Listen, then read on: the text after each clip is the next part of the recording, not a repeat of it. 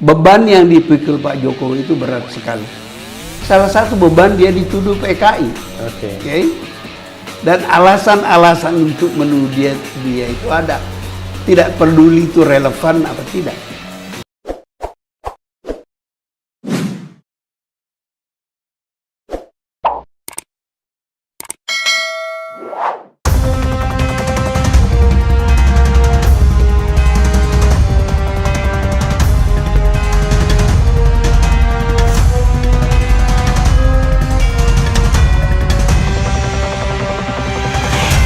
Sebagai contoh Prof.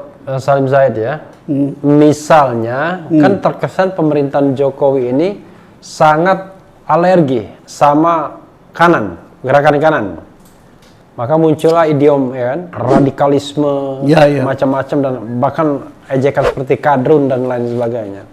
Kalau kita kaitkan dengan tadi ada orang-orang yang anak PKI dalam inner circle kekuasaan yang berusaha mempengaruhi, kan secara ideologis pasti mereka tidak suka dengan yang kanan kan? Artinya mereka mau singkirkan yang kanan. Begini, agak panjang cerita. I'll try to make it short. Yeah. Begini ya, Jokowi itu menurut saya nggak percaya dia itu PKI, komunis. Oke, saya nggak percaya. Oke. He is not that intelligent to be cultivated by the communists. Dan dia itu sebenarnya jadi presiden karena orang tidak menemukan calon yang mereka sepakati. Dan dia lagi populer waktu itu pun juga dicurigai popularitasnya di Solo itu benar apa tidak, apa dia sehebat itu. Tapi kan kemudian Megawati yang menurut Sabam Sirait, itu di buku saya ada itu, dia nggak bisa melawan Prabowo. Waktu itu kan berhadapan Prabowo dengan Megawati. Jadi kata Sabam, sudahlah Mega, kau tidak laku lagi dijual. Itu persis kalimatnya Sabam Sirait. Sabam Sirait, Tiba-tiba hilang. Itulah kalau Anda berusia 77 tahun. Dan yang mewawancarai belum tentu ingat semua juga. Banyak sekali. Jadi Sabam mendorong pilih aja lah Jokowi. Jokowi itu bukan kader partai. Jadi by accident dia jadi presiden. Ya dia senang aja, siapa sih yang nggak senang jadi presiden? Sudah wali kota, gubernur sebentar jadi presiden. Sebenarnya menurut saya dengan segala hormat, saya sangat hormat kepada keberanian Pak Jokowi. Dengan segala hormat saya mengatakan ada dua kemungkinan dia jadi presiden.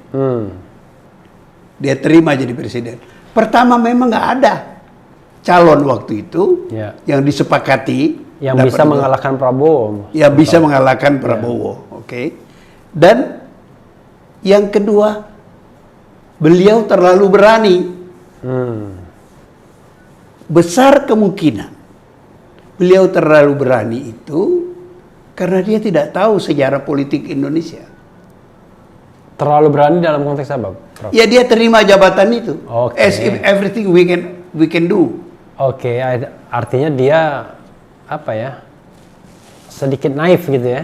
Ya. Kata yang terbagus adalah naif, meskipun banyak orang nggak mau terima itu. Ini mau jadi presiden dalam pengertian yang seobjektif mungkin kan, memang. Ya begitu. Jadi saya sayang, kasihan kepada Pak Jokowi karena dia terlalu berani menerima jabatan itu. It's too difficult for him. Even was difficult for Soeharto. Soeharto kan digulingkan. Soekarno digulingkan. Gus Dur tidak bisa berbuat apa-apa. Agak lumayan kan SBY. Bisa 10 tahun pasti. Jalan baik. Nah, tapi Amerika pun bisa kecelakaan mendapat presiden kayak Trump. Luar biasa. Saya sekolah dan tinggal di Amerika 10 tahun. Saya nggak bisa bayangkan jadi Amerika. Prof. Salim ingin mengatakan bahwa sekarang ini Amerika sama Indonesia lagi sedang kecelakaan gitu. Well, biarlah orang lain menyimpulkan itu. Saya cuma bilang. Soalnya sebenarnya dari tadi serius banget Prof. Salim. Ya, saya cuma mau bilang bahwa beban yang dipikul Pak Jokowi itu berat sekali. Salah satu beban dia dituduh PKI. Oke. Oke. Dan alasan-alasan untuk menuduh dia itu ada. Tidak peduli itu relevan apa tidak. Gitu. Nah, Misalnya, kita tidak punya bukti jelas bapaknya itu PKI. Kalau ada, cobalah dibuka. ada isu seperti itu ya. Ya, Jadi sobat daerah sekalian, itu isu itu berhembus kencang, tapi memang tidak pernah buktikan. dibuktikan, tidak pernah diklarifikasi. Jadi Ya, kalau mau buktikan dan klarifikasi harus dua pihak kan, tapi ya tidak berjalan begitu saja sebagai isu. Tapi kembali lagi ke tadi, kita tahu kan the ruling partinya PDIP, dan kita tahu pastinya PDIP banyak pengaruhnya terhadap kebijakan Presiden Jokowi. ya, at least orang menganggap demikian. Ya, lalu juga kita tahu watak PKI masa lalu yang suka menggunakan tangan kekuasaan secara langsung dan tidak langsung ya. Kalau dia misalnya masuk dalam lingkaran kekuasaan seperti contoh Nyoto tadi yang membubarkan Manikebu, apakah itu sekali lagi Prof? Apakah itu yang kemudian performa politik Jokowi ini seolah-olah anti-Islam, anti kanan dengan slogan-slogan ya tadi radikal, kemudian kadrun dengan aku Pancasila seolah-olah ingin memecah begitu. Dan itu muncul memang bukan sebuah karangan, tapi memang fakta paling tidak sejak Pilpres 2014, Pilkada DKI 2017 dan Pilpres 2019. Ya. Nah, itu. Saya mau mohon maaf. Ya. Kepada Pak Jokowi dan kepada orang yang melihat seperti yang apa jelaskan itu. Iya. Let me say it in English supaya tidak terlalu tajam. Oke. I don't think he is clever enough to design that kind of policy. Oke. Saya takut bahwa banyak yang dilakukan Jokowi itu adalah akomodasi dia terhadap banyak grup-grup yang berada di lingkar kekuasaan. Ya, yang membentuk apa yang disebut interest group. Well, it's not apa sih namanya itu? Oligarki. Oligarki. Oke, oligarki ya. Oligarki. Jadi negara kita ini sekarang dikuasai oleh para oligark. Oke. Termasuk Pak Jokowi. Saya tidak tahu dia sadar apa tidak. Jadi Pak Jokowi itu hanya oligarki juga sebenarnya. Oligarki itu harus bermodalkan punya kekuatan untuk bersama-sama mengelola kekuasaan. Apa modal Pak Jokowi? Presiden. Tanda tangan. Sebagai presiden dia bisa keluarkan keputusan. Tanda tangan. Singkat kita persingkat saja. Tanda tangan. Apa saja kalau tidak disetujui presiden, tidak bisa jadi. Atau sudah ditandatangani, ramai dan dia mengatakan, wah saya nggak tahu tuh, saya tanda tangani. Kan pernah kejadian. Itu. Jadi ini negeri beramai-ramai dikuasai oligarki. And you have to take and give among you. Jadi ada kepentingannya, saya nggak sebut nama saja, tapi everybody knows. Mr. X, apa kepentingannya? Mr. Z, Mr. B, Mr. Y, ada kepentingan. Sepanjang Jokowi bisa akomodasi dan dia merasa nyaman, itu jalan. Misalnya sekarang ada teman menganalisa undang-undang, jenis undang-undang. Dia bisa mengidentifikasi, dan saya tidak perlu mengulang di sini. Oh, ini proyeknya Golkar. Ini proyeknya Gerindra. Ini proyek PDIP. Ini proyek PDIP. Ini proyeknya Surya Paloh gitu ya. Oke. Dan macam-macam. Itu punya proyek. untuk kepentingan-kepentingan.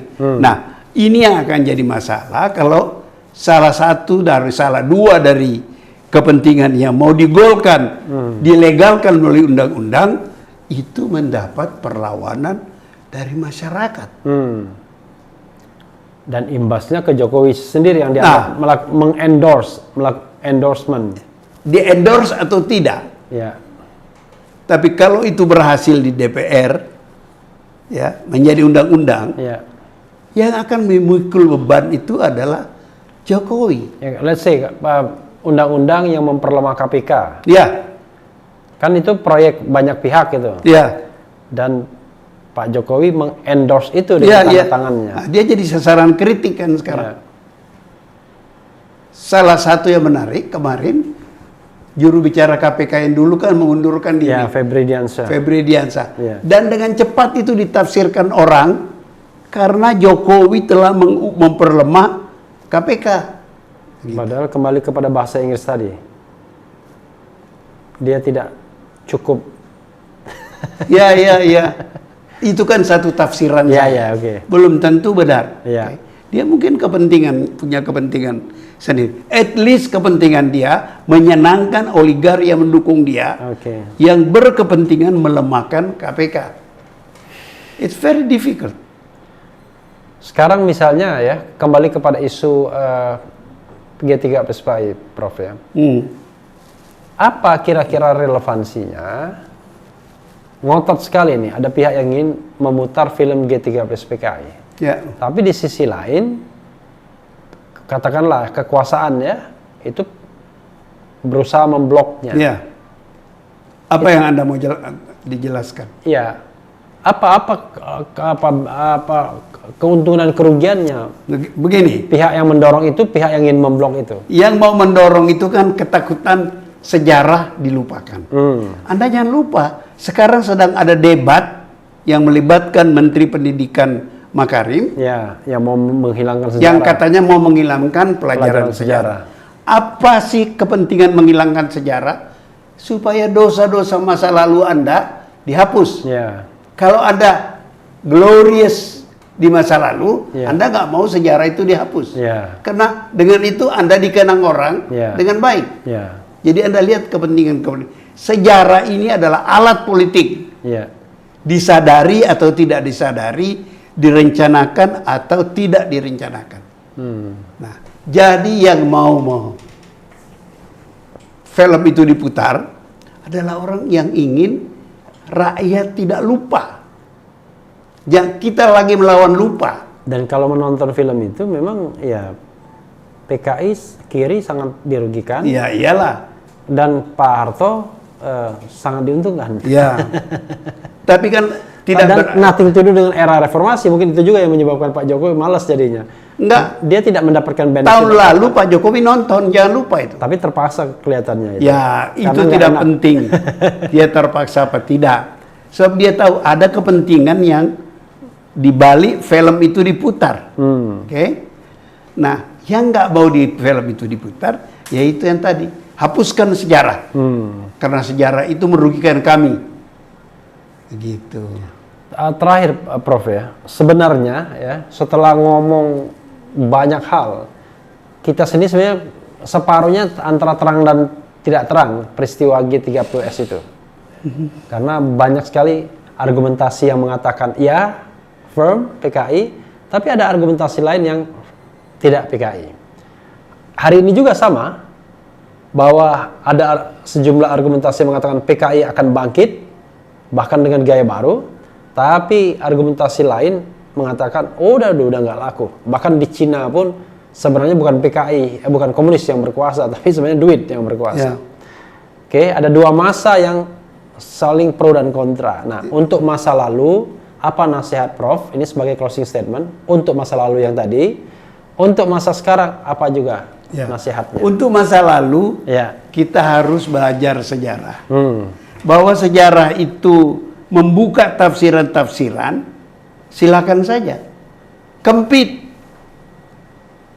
Supaya sehat, kita harus compete. Nah, compete itu apa sih? Bersaing. Bersaing. Bersaing di Berkompetisi. dalam berkompetisi di Ya. dalam memberi arti kepada sejarah.